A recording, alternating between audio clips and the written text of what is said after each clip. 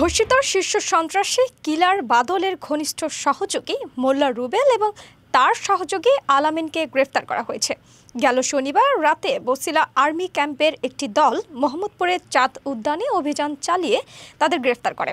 সেনাবাহিনীর সূত্রে জানা গেছে, মোল্লা রুবেল কিলার বাদলের আর্থিক লেনদেন এবং নেটওয়ার্কের দৈনন্দিন কার্যক্রম পরিচালনা করতেন। প্রাথমিক তদন্তে জানা গেছে, তিনি কিলার বাদলের সঙ্গে যুক্ত বহু হত্যা মামলার এজাহারভুক্ত আসামি। এছাড়াও আলামিনের বিরুদ্ধে বেশ কিছু চাঁদাবাজির অভিযোগ ও মামলা রয়েছে।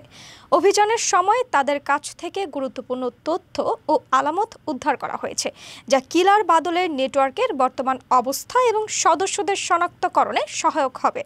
৪৬ স্বতন্ত্র পদাতিক ব্রিগেডের একজন দায়িত্বশীল কর্মকর্তা বলেছেন, সরকার ঘোষিত শীর্ষ সন্ত্রাসী কিলার বাদলের নেটওয়ার্ক এখনও সক্রিয় রয়েছে।